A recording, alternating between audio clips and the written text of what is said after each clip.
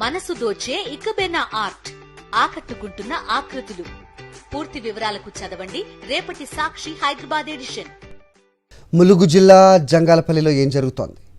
వరుస మరణాలతో జంగాంపల్లి గ్రామస్తులు భయంతో వణికిపోతున్నారు. గడిచిన 2 నెలల్లో ఏకంగా 20 మంది చనిపోయారు.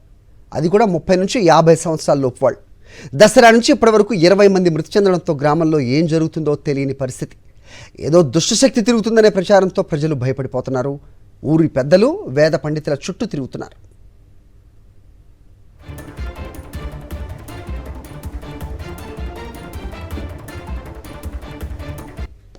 కరోనా లాంటి విపత్కర సమయంలో కూడా ఇంతలా మరణాలు సంభవించలేదంటున్నారు గ్రామస్తులు. ఇప్పుడు వరుసగా వయసుతో సంబంధం లేకుండా చనిపోతుండటంతో బిక్కుమంటూ కాలం వెళ్లదీస్తున్నారు. అయితే ఇంత జరుగుతున్న అధికారులు మాత్రం కన్నెత్తైనా చూడటం లేదు. ఎందుకు చనిపోతున్నారో తేల్చడం లేదు. ప్రజల్లో ఉన్న అపోహలు, వదంతులను నివృత్తి చేయటం లేదు అధికారులు.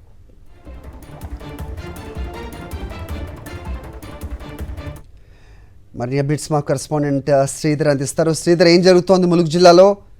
అప్డేట్ చెప్పండి. గుడ్ మార్నింగ్ గారి.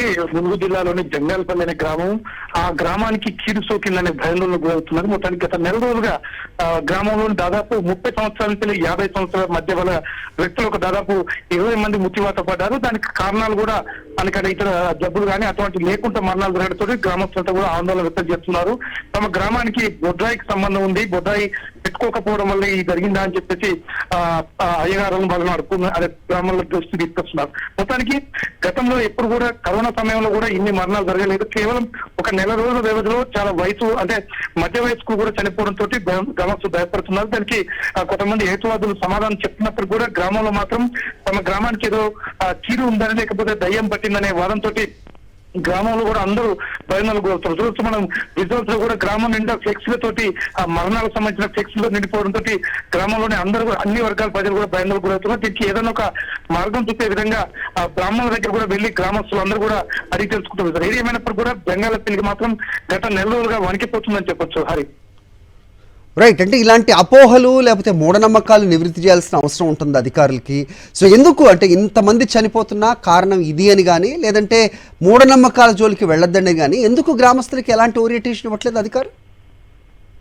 హరి, అంటే ఈ విషయం మీద అక్కడ స్థానిక మేధావులు కానీ అదేవిధంగా పోలీస్ డిపార్ట్మెంట్ కూడా ఒక అవగాహన సదస్సులు నిర్వహించారు. మూఢనమ్మకాలు నమ్మద్దు, అవి మామూలుగా జరుగుతున్న మరణాలే తప్ప ఏదో కీడు దయ్యం పట్టిందన్న విషయాన్ని నమ్మకూడదని చెప్తున్నారు. చెప్పినప్పుడు కూడా గ్రామస్తులు అంటే 30 నుంచి 50 సంవత్సరాల వయసు గల వాళ్ళే ఎక్కువ మంది చనిపోవడంతో దాదాపు 20 మంది ఒకే నెలలో చనిపోవడంతో గ్రామంలో మాత్రం ఆ భయాందోళన మాత్రం అలాగే కొనసాగుతున్నారు. దీనిపై అవగాహన సదస్సు నిర్వహించే విధంగా లేకపోతే ముఖ్యంగా బ్రాహ్మణుల దగ్గరికి వెళ్తున్నారు. దాదాపు వేరే చుట్టుపక్కల ఉన్న బ్రాహ్మణుల దగ్గరికి వెళ్ళేసి మా గ్రామానికి ఎటువంటి అది చేస్తే మాకు తీరిపోతుందని అడుగుతున్నారు. అయితే దీనిపై అధికార యంత్రాంగం కూడా మరికొద్దిసేపట్లో కలెక్టర్ కూడా గ్రామాన్ని సందర్శించడం, కలెక్టర్ తో పాటు ఇతర అధికారులు కూడా వాళ్ళ గ్రామంలో భయం పోగొట్టే ప్రయత్నం చేసే అవకాశం మాత్రం కనిపిస్తున్నది.